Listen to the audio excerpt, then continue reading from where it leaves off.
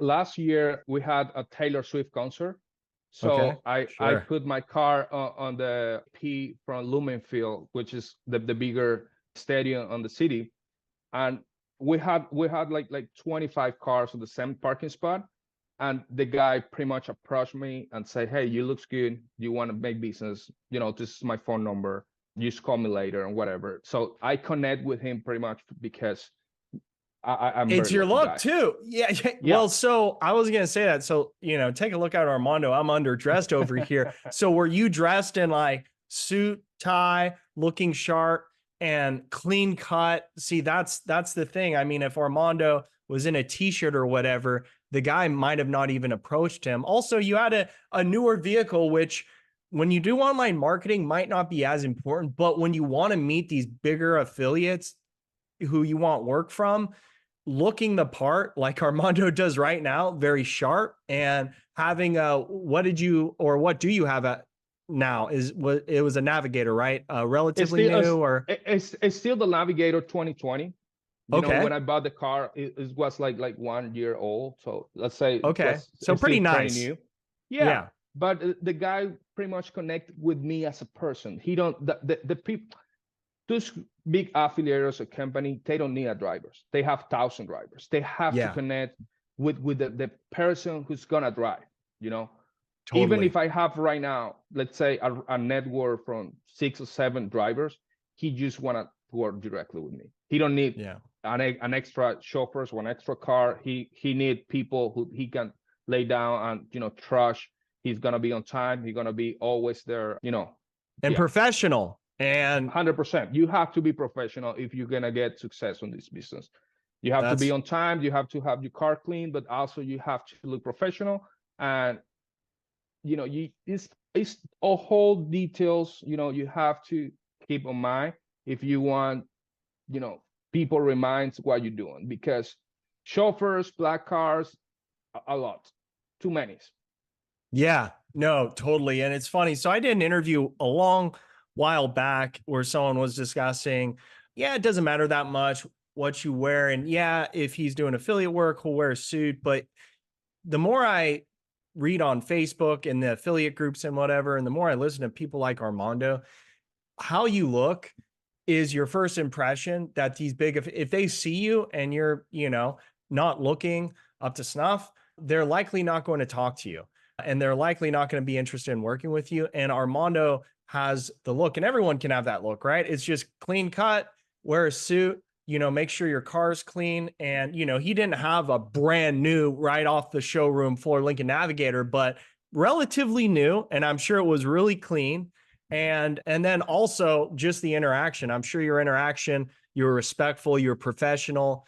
And that's the kind of person these big affiliates want to work with. Yes, So Mark. Also, my first language is not English. Again, sure. my first language is Spanish. I'm on that transition, entering on the business and everything. I have to learn a little bit more, and that's, even for myself, helped me a lot to get confident doing job for this affiliator, because I have to call, I have to, get a meeting with him and everything. And this guy made me the confidence to say, Armando, if you're doing a great job for him, you can do it on your side too. So definitely, Totally. the last year was pretty much very important for me. Yeah. Nice. And so at that point, he started giving you probably a decent amount of work. And then at what point did you decide to start marketing your own business? How did you get into that? So unfortunately, Uber and Lyft, they have very particular rules, or I don't know, they are very sensitive companies with paperwork, with insurance, with everything. For some reason, they deactivated my account. You know, just like that. One morning after a year, they asked for my new insurance and everything, and I upload my new insurance, and they detect as a fraudulent documents or something like that, and they just close my accounts just like this. Oh my gosh, I can't imagine waking up to that. Oh no, too much stress, because it's still Uber and Lyft on that point, it wasn't like 50% of my income, and I was without any kind of job, right? Yeah, that's So scary. I tried to appeal on everything. I went to the lawyer or whatever, but it's super complicated to recover your account after you get deactivated, to be honest. Yeah. So people who's doing Uber, Lyft, they are great company. You're gonna make a lot of money, but you have to understand this company, you don't have any client. It's their Yeah, client. exactly. Yep. Exactly. So I want it's you like a guys big to affiliate, see, right? It's like a correct. big affiliate who can just turn your account off at any time. It's nothing bad working for them, to be honest. Yeah. The only negative point right here is when they decide just deactivate your account or put it on hold or whatever, you let them, handle your businesses, because they decide when you're gonna work and when you're not gonna work with them. And Yeah. that's the part on work with rideshare companies, which I don't like it. So when I Totally. get this deactivated on Uber and Lyft, I decide, well, I have to understand more of the business. So I reach out, a few other affiliated companies, and I reach out your videos pretty Yeah. much 8 months ago, I guess. Started I researching started on YouTube, I'm guessing. And exactly how to starting limousine businesses.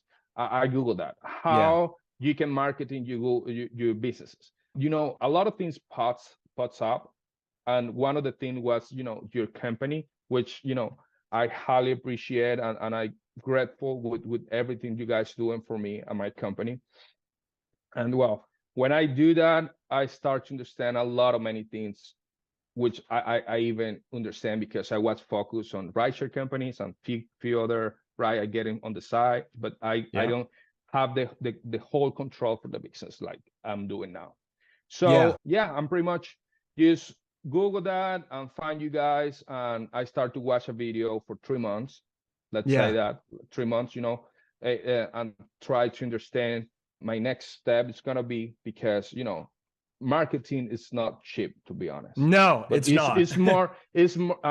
but it's more expensive if you're doing job for another company, because you're losing more money and you're doing cheaper than if you doing marketing. That's what people have to understand, right? That's a great point right there. And people don't think about that because they're never paying the money out, right? When money's leaving Correct. your pocket or your credit card, you notice that.